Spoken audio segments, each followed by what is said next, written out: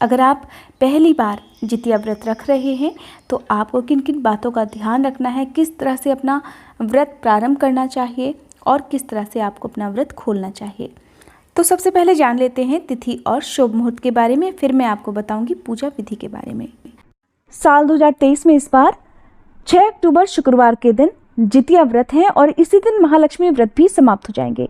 6 अक्टूबर को सुबह से लेकर 7 अक्टूबर के सूर्योदय तक ये व्रत रहेगा, यानी कि इस दौरान जल और किसी भी प्रकार की कोई भी वस्तु खाने की मनाही होती है। व्रत से एक दिन पहले यानी कि 5 अक्टूबर गुरुवार को नहाय खाए का दिन होगा। अपने अपने यहाँ की परंपराओं के अनुसार इस दिन आपको भोजन ग्रहण करना चाहिए और नियमों का पालन करना चाहिए। 6 अक्टूबर शुक्रवार को निर्जला व्रत रखा जाएगा और 7 अक्टूबर शनिवार को शुभ मुहूर्त में व्रत का पारण किया जाएगा। जिस तरह से व्रत रखना शुभ मुहूर्त में जरूरी होता है, उसी प्रकार से यदि व्रत शुभ मुहूर्त में ना खोला जाए तो अधूरा ही माना जाता है। सप्तमी तिथि प्रारंभ होगी 5 अक्टूबर गुरुवार की सुबह 4:42 से और समाप्त होगी 6 अक्टूबर शुक्रवार की सुबह 6:35 पर। इस दिन सूर्योदय सुबह 6:30 पर और सूर्यास्त होगा शाम 6:07 पर। अष्टमी तिथि प्रारंभ होगी 6 अक्टूबर शुक्रवार की सुबह 6:36 से और समाप्त होगी 7 अक्टूबर शनिवार की सुबह 8:08 तक। ध्यान रखें कि अष्टमी तिथि बीतने के बाद ही जितिया व्रत खोला जाता है। नौमी तिथि के प्रथम पहर में इस व्रत को खोलना होता है। तो 7 अक्टूबर शनिवार को आप शुभ मुहूर्त में ही व्रत खोलें। उससे पहले तक आपको किसी भी प्रकार जल का सेवन नहीं करना है या कोई भी वस्तु ग्रहण नहीं करनी है। नौमी तिथि प्रारंभ हो जाएगी 7 अक्टूबर शनिवार की सुबह 8:09 से और समाप्त होगी 8 अक्टूबर रविवार की सुबह 10:13 पर। सूर्योदय से पहले भी व्रत नहीं खोला जाता है, तो सूर्योदय इस दिन सुबह 6:24 पर होगा और सूर्यास्त होगा शाम 6:05 पर। 6 अक्टूबर को यानी शुक्रवार को व्रत वाले दिन सूर्योदय सुबह 6:24 पर, सूर्यास्त शाम 6:06 पर होगा। ब्रह्म मुहूर्त सुबह 4:47 से 5:35 पर। अभिजीत मुहूर्त होगा सुबह 11:51 से दोपहर 12:38 पर, जिस समय आप दोपहर की पूजा कर सकते हैं। राहुकाल सुबह 10:30 बजे से ठीक दोपहर के 12 बजे तक रहेगा। राहुकाल के समय कोई भी शुभ कार्य करने से बचना चाहिए। और इस दिन चंद्रोदय होगा रात 11:43 पर। जितिया व्रत खोला जाएगा 7 अक्टूबर शनिवार को सुबह 8:09 से 10:25 के अंदर। यही शुभ मुहूर्त है जब आपको व्रत खोलना है। नहाय खाए के दिन नोनी का साग खाने की भी परंपरा है। कहा जाता है कि नोनी के साग में कैल्शियम और आयरन बहुत अच्छी मात्रा में होता है, जिसके कारण व्रती के शरीर में पोषक तत्वों की कमी नहीं होती है। जितिया व्रत कैसे रखा जाता है? अगर आप पहली बार इस व्रत को कर रहे हैं तो आपको किन किन बातों का ध्यान रखना चाहिए। जितिया व्रत अश्विन मास के कृष्ण पक्ष की अष्टमी तिथि को होता है और इस दिन जो माताएं होती हैं वो अपने बच्चों की लंबी उम्र, उनके सौभाग्य के लिए पूजा करती हैं और व्रत भी रखती हैं। कहा जाता है कि अगर आपने एक बार इस व्रत को प्रारंभ कर लिया तो आजीवन आपको इस व्रत को करना चाहिए। इस व्रत का प्रारंभ होता है सप्तमी तिथि के दिन से, यानी कि सप्तमी तिथि के दिन केवल एक समय ही भोजन ग्रहण किया जाता है। इस दिन आप जो भी भोजन ग्रहण करें शुद्ध सात्विक होना चाहिए और आप कोशिश कीजिए कि इस दिन आप ज़्यादा से ज़्यादा लिक्विड चीज़ें लें। जूस ले सकते हैं, फल दूध पी ले सकते हैं, ताकि आपको अगले दिन डिहाइड्रेशन ना हो पाए। क्योंकि अगर आप निर्जल निराहार रहकर व्रत करते हैं तो पानी की कमी शरीर में हो जाती है। ऐसे में हो सकता है आपको कोई दिक्कत का सामना करना पड़े, जिसके लिए आपको एक दिन पहले भरपूर मात्रा में जूस, फल, दूध वगैरह लिक्विड चीज़ें जरूर लेनी चाहिए। अब सप्तमी तिथि के दिन आपको संकल्प भी लेना होता है, क्योंकि कहा जाता है कोई भी व्रत आप रखते हैं तो उसका संकल्प बहुत जरूरी होता है। इसके बाद से एक बात का ध्यान आपको देना होता है कि लगातार 3 दिन तक सप्तमी तिथि से लेकर नौमी तिथि तक आपके घर में लहसुन प्याज का और किसी भी मांसाहार का प्रयोग नहीं होना है। आपको इस तरह का खाना नहीं बनाना है। अब जिस तरह से छठ की पूजा की जाती है तो उसी तरह से आपको कुछ नियमों का पालन भी करना होता है, क्योंकि नहाय खाए की परंपरा होती है। तो इस दिन आपको जो भी आपकी तरफ रिवाज चलता हो खाने का, तो आप सप्तमी तिथि के दिन वो भोजन ग्रहण कर सकते हैं और अगले दिन आप अपना व्रत प्रारंभ करें। सुबह के समय स्नान करने के साथ ही आप सूर्य देवता को अर्घ्य दें, अपने सभी पितरों को याद करें और अपने आराध्य देवी देवताओं के साथ जीमूत महान भगवान की भी पूजा आपको करनी है। गाय के गोबर और मिट्टी से मिलाकर चील और सियारिन की भी प्रतिमाएं बनाई जाती हैं। कहा जाता है आज के दिन चील और सियारिन के लिए भोजन भी निकालना चाहिए। तो जो भी भोजन आप निकालते हैं वो भी शुद्ध सात्विक होना चाहिए।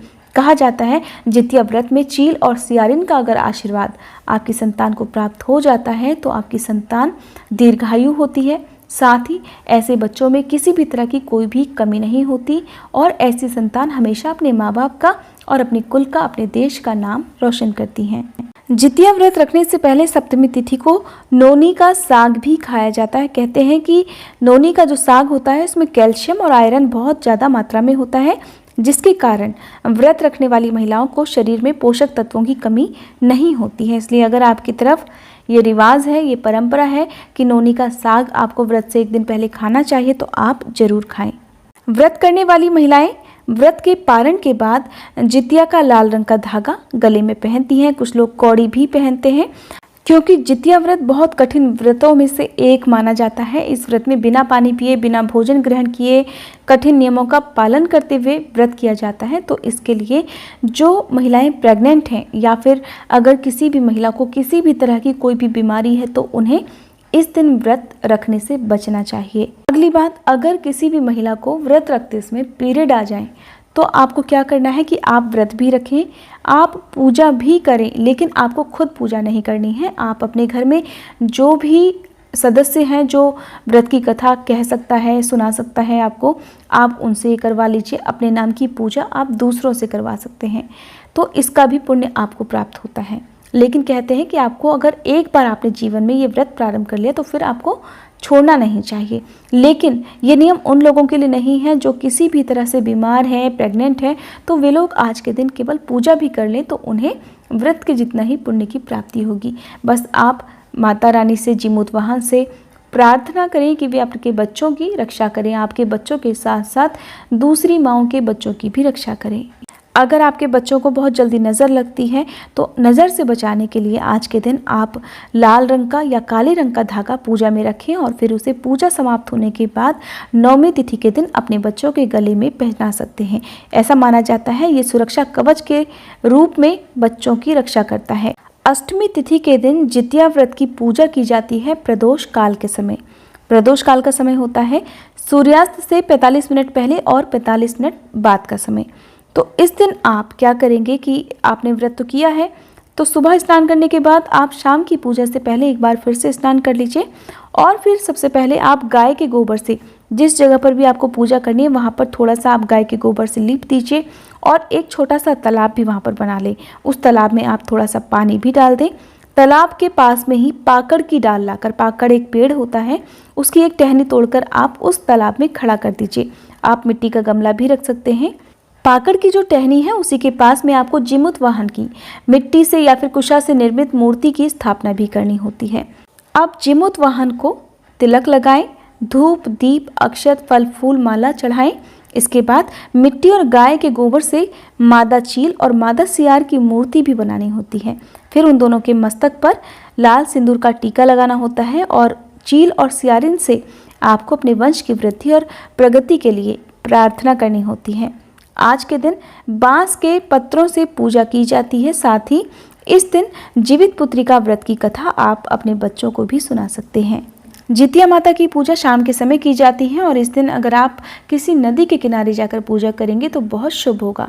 साथ ही शाम के समय गंगा नदी में स्नान भी किया जाता है। बाद में एक थाली में मिठाई, फल, फूल, सिंदूर, अगरबत्ती, कपूर, श्रृंगार की सामग्री जो कि 16-16 रखें तो बहुत अच्छी बात है, जितिया माता को चढ़ाई जाती है। इस तरह से घी का दीपक जलाकर जितिया माता की आरती उतारी जाती है और आरती करने के बाद आपको क्षमा याचना जरूर करनी चाहिए कि जाने अनजाने में व्रत में आपसे अगर कोई भी गलती हुई हो तो उसके लिए जितिया माता आपको क्षमा करें। आज के दिन आप कुछ ना कुछ दान जरूर करें। आप चाहे अनाज का, वस्त्रों का, रुपए, पैसे, किसी का भी दान करें, श्रद्धा के साथ और प्रसन्न मन से करें।